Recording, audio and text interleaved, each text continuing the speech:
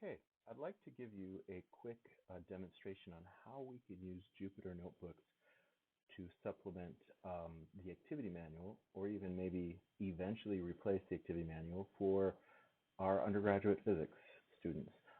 So in this particular case, we have a activity from the University Physics 2 activity manual, and this is just a activity for circular motion of a charged particle in a uniform magnetic field.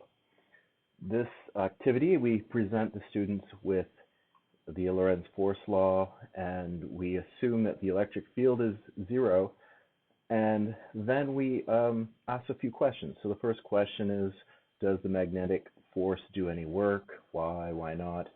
Then the next one asks about what the speed of the moving charge does. Does it change at all due to the magnetic force? Then a little bit further on, we ask the students to draw the velocity and force at various points as this charge moves through the magnetic field. In this case, the magnetic field is pointing out of the page. And so what should happen here is that the students should plot the path, which is a circle, and the velocity should be tangent to this path everywhere, and the force will be pointing towards the center of the circle. And this is a classic case of uniform circular motion. And then on the next page, the students have to remember the centripetal acceleration and then use it in conjunction with Newton's second law to determine an equation for the radius of the orbit or the path which this charged particle takes. Okay, I really like this activity. It's a good activity for the students. And let's see what we can do with Jupyter Notebooks to enhance this activity. So I have started this notebook. All right, so just to give you a quick overview, here's the notebook. So we have motion of a charge in a magnetic field. I present the Lorentz force equation, and I ask very similar questions to what was in the activity manual. Does the magnetic field do any work? Does the speed of the particle change? Is there an acceleration? If so, in what direction? And then I give a very similar diagram to what we had in the activity manual. So I present the students with this graph, and they're asked to draw this and plot the path and the velocity and force at various points along the orbit. So again, they come to the conclusion that it moves in a circle, and that's just what we were doing in the activity manual. Now, I also created this demo for them to see what happens when you change various things about the problem. So for the first thing here, the fraction of the period. So this is a value which they can change, and since we know that the particle moves in a circle, we can change how far along the circle it travels in one period, just by sliding this button. Okay, so here we have the full range of the full period of the motion. We see that it's a circle. We can also change the mass of this particle. So as we increase the mass, we can see that the radius increases. As we change the value of the charge, again, the radius changes until we start getting negative values of the charge, and then we can see that the path the particle takes is slightly different. It's going to go counterclockwise instead of clockwise. So this is something that the student can explore. Then I have a question here for the students. Find the radius of curvature of the path the charged particle will take while moving through this field. Now this is the same conclusion they reach on the second page of our activity manual, but here they can see that the equation they get is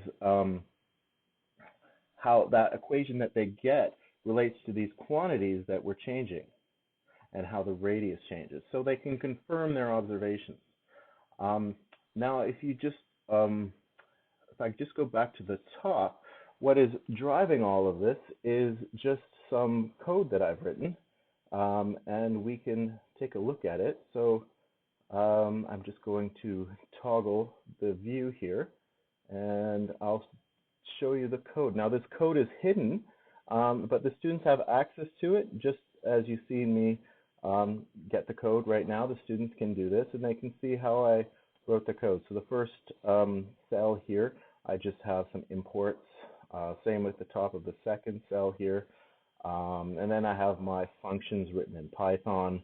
So these are my equations of motion for the particle. And then I have the function motion, which integrates the particle over a time interval. And it also creates the plot for the student to see.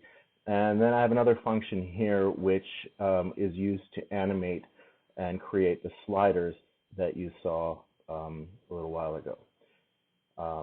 Okay, so let's just hide this code for now. Okay.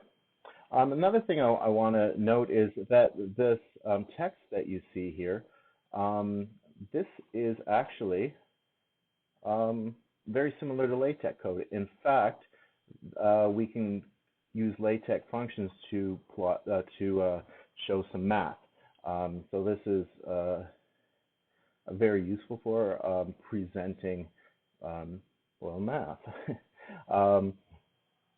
So we can get back to the process code just by doing that. All right. So where were we? Now I introduce the function motion, which I showed you a little while ago. There's a help function with it. All they have to do is execute it, and they can get a bunch of information about the function. Then I show them how to use the function, so they can, if you execute this code, it'll plot this graph, and we can actually change some of these values. So I can make it, instead of a magnetic field going into the page, I can just change the direction, and I get a different plot. So you can change various things here. I can go over just a quarter of the period, and it changes the plot.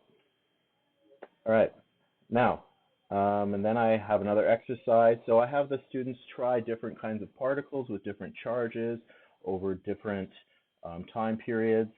So this exercise number 5, we're asked to advance an alpha particle through a magnetic field with an initial speed. So here it gives the function calls to the students, and all they have to do is enter the numbers. So here we have a magnetic field of 0.25 times 10 to the minus 6 Teslas. The charge is an alpha particle, so it's 2 times 1.6 times 10 to the minus 19. The mass, we'll just simplify this, it's 4 times the mass of a proton, which is 1.67 times 10 to the minus 27. And finally, the initial velocity in the x direction is 30 meters per second. Okay, so we can plot this, we can execute it, and there we go.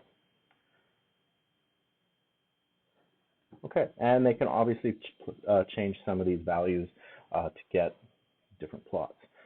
Then in question 6, I asked them to do the exact same thing, except add an electric field, as well as change the number of periods which we integrate over. So what I'm going to do here is I'm just going to cut and paste this information over here. And we want the fraction to be 5 periods, and we want the electric field to be 2 times 10 to the minus 7 newtons per coulomb. And we can execute this code, and the students get this, which leads to a discussion about a charge spiraling with an extra force. We can also edit this notebook to have charges following electric field lines, like the aurora borealis or various other scenarios. This is just a quick demonstration of how we can use Jupyter Notebooks in the classroom to enhance learning for the students. I hope you've enjoyed this, and I hope you consider my proposal. Thank you.